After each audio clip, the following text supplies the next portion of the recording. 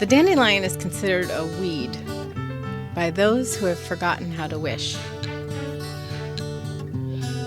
Welcome to Exploring Mystère, a journey into the unseen threads that weave our worlds into existence. I'm Stephanie Foley, Threshold Navigator, inviting you to suspend disbelief, step into the liminal space of curiosity, wonder, and deeper connection. Today, we are reclaiming natural magic. To begin, I want you to close your eyes and imagine a field of golden dandelions. You're right in the middle of it. Imagine a seed head in your hand, how lightweight it is compared to a full golden dandelion. Admire that puffball. Try to remember the scent and the way you would take a deep breath. Squeeze your eyes, make a wish, and blow. In that moment, you launched actual seeds that carried your wishes into the invisible. And you were an architect of the unseen. But somewhere in between that field, in our imagination, and our daily waking lives of today, we have adulted ourselves right out of the magic. We started calling the medicine a weed. We started to think that wishing was unworthy of our so important realistic adulting.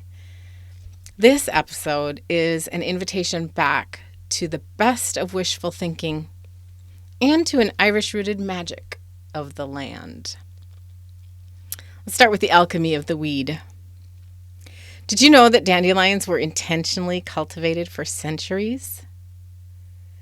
Yes, before lawns, before herbicides, and even before that word weed hardened into this insulting, devalued, just negative thing to say, a weed, just this thing that we look down upon in some way. Long before that, dandelion was considered a crop. In fact, people used to pull grass out of the way to make room for more dandelions. The dandelion was deliberately grown. It was protected and harvested and valued right up through the 1800s. And for centuries, it lived on in monastery gardens, cottage plots, and apothecary beds. So why did people intentionally plant dandelions and cultivate them? They were one of the first things. After months of eating up their stored grains or salted meat, people needed really living greens. I mean, it prevented scurvy. It was a primary medicine for both liver and digestion. It was a cornerstone for cleansing the blood. And the monasteries and apothecaries grew it deliberately and protected it for those reasons. It was also a root beverage. It was a coffee alternative before coffee became cheap and more globally traded. The thing about dandelions is they grow anywhere. Poor soil, compact soil, disturbed soil. Dandelions can thrive where anything else might be just too fragile. So why did things ever shift? How did we ever get to where we are today with this? Things shifted really when the landowners of the European aristocracy had enough food and they could have a grass lawn as a status signal. So imported foods became more common. Herbal medicine was replaced by pharmaceuticals. All these things just made dandelions no longer necessary. The chemical industry came along then and branded them as invaders. And that's how we ended up with this concept of weed, a plant that was medicine for thousands of years, was rebranded as an enemy in less than 50. The dandelion has remained the same. It's just the human values that have changed. I like to think of dandelions as a metaphor of persistence. Consider its defiance. It's a boundary crosser. It grows through cracks. It will grow in the middle of a perfectly manicured lawn and also in the wildest meadows. It insists on existing. It persists despite human effort to eradicate it. So where can we apply this metaphor in our own lives right now? And I'm excited to say it's a perfect way to describe our intuition and our consciousness expanding capabilities. Hear me out. Yes, I am comparing human intuition and your dreaming nature to dandelions. I'm wild-minded like that. I think there's something to be learned in this human evolution from dandelions. So I want to ask you some questions. What part of your intuition have you tried to spray with some kind of herbicide of logic? What wild wishes have you tried to mow down because they were invasive to your productive adult life? The dandelion tells us that the thing you can't get rid of, the thing you cannot eradicate, is often the thing that carries your medicine. You are like a wonderful cosmic weed. Oh, I have to quote Desiderata here. You are a child of the universe, no less than the trees and the stars. You belong. Dandelions belong. And the dandelion can remind us of this hidden starseed nature within its own celestial symbology. Look at a dandelion when it's full yellow and it looks like the sun. And then when it's in its puffball seed status, it looks like the moon. And then when you blow on those seeds and they go flying everywhere, they're kind of like stars. So let the dandelion be a cosmic symbolic memory of your own cosmic weed persistence in this world. All right, let's talk a little bit about the Irish elementals. The dandelion really is a threshold plant. It exists in nature in the wild and the domestic. It's right between in it. It embraces all four of the elemental realms. Like the earth fae are gnomes. They're grounding and rootedness, physical manifestation. Water fae are flow of emotion, the juice of life. Fire elementals are like the solar spark, and that's the yellow bloom. It's that drive to rise up. And then the air elementals are like the seeds, the breath, and the wish that's carried on the wind. So that dandelion can be this nature's representation of these elementals. And that's why we call them dandelion fairy wishes, because we're engaging the cosmic and the earth in our wish-making practices. In the old Irish lore, the slow sea, I might not be pronouncing that correctly, the shadow of the hawthorn, the mist of the well, the bright yellow face of a dandelion. And when we talk about the fae or fairies, I don't mean these tiny winged Disney fairies. I'm talking about the elementals, so the intelligence of nature itself.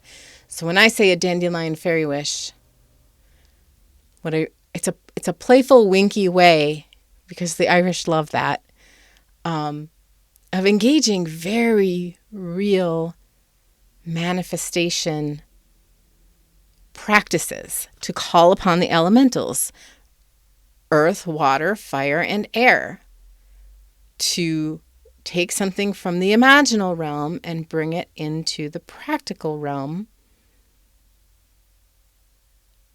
is truly symbolized by the act of wishing on a dandelion. The sylphs of the air catch your dandelion seeds and carry them to the ears of the great mystery. To believe is to acknowledge that the world is alive and communicative and interactive and that we're all connected. But when we shut down that wonder, we dim our own intuition. Wonder and intuition are linked. In that liminal space where imagination or what we dream comes into reality. But somewhere along the line, we've decided that was silliness. Making a wish is imaginary and play, and I want to invite you to reconnect to the connection between play and potency. The Dandelion Fairy Wish is a concept of surrendering the outcome. You blow your wish, you don't know where the seeds are going to land, but you have faith and trust that they are indeed landing somewhere. Okay, let's change gears here a little bit. Have you ever had trouble saying a wish out loud? And we're trained from the time we're children, when you blow on a candle on your birthday, you're not supposed to share what your wish is. A wish could be like a confession of lack, so there might be some vulnerability in it. It's like saying, I want something I don't yet have. And then if you hope for something, but it doesn't come, you end up feeling disappointed.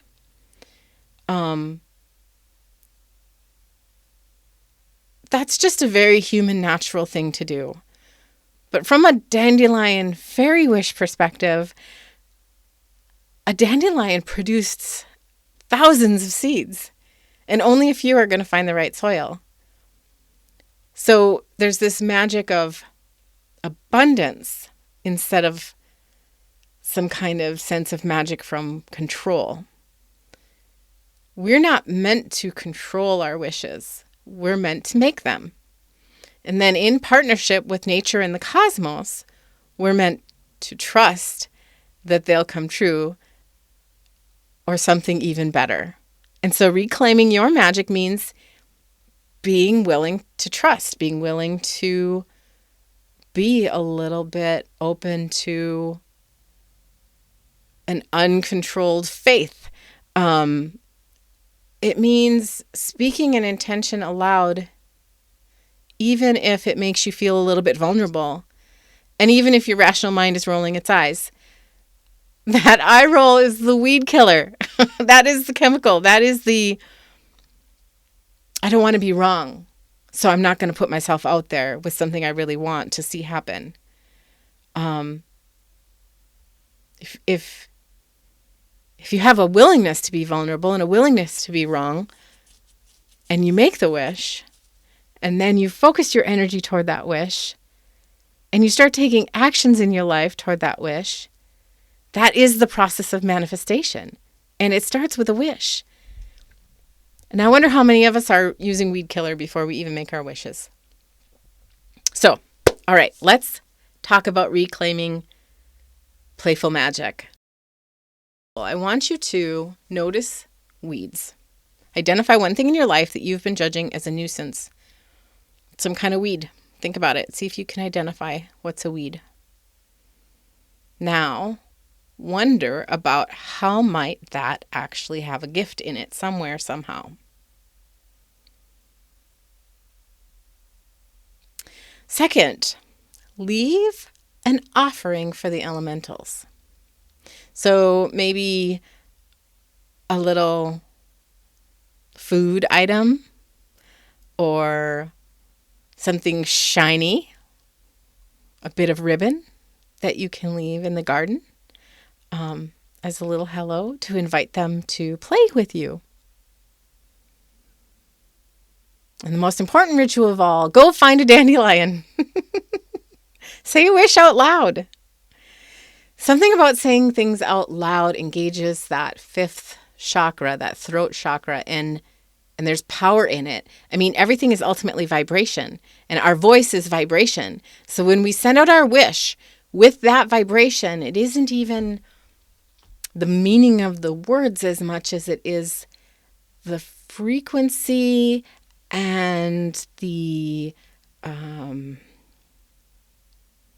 vibe, the resonance of the speech pattern going into the air are much like dandelion seeds. It's reaching out into a harmonic field. All right, so what are you going to wish for? Or what have you stopped wishing for? What is some dream you tucked away because you're too busy adulting? There's a dandelion waiting for you at the threshold. It's reminding you that you are a sun catcher, a moon dweller, a star seeder. Your wish is waiting for a breath of air. With one foot on earth and one in the stars, your wishes are also trying to find you. Thank you for joining this journey through exploring Mystère. And if it sparked something in you, we'd love to hear about it. Share your reflections, synchronicities, or questions. You never know where the next thread of mystery will lead.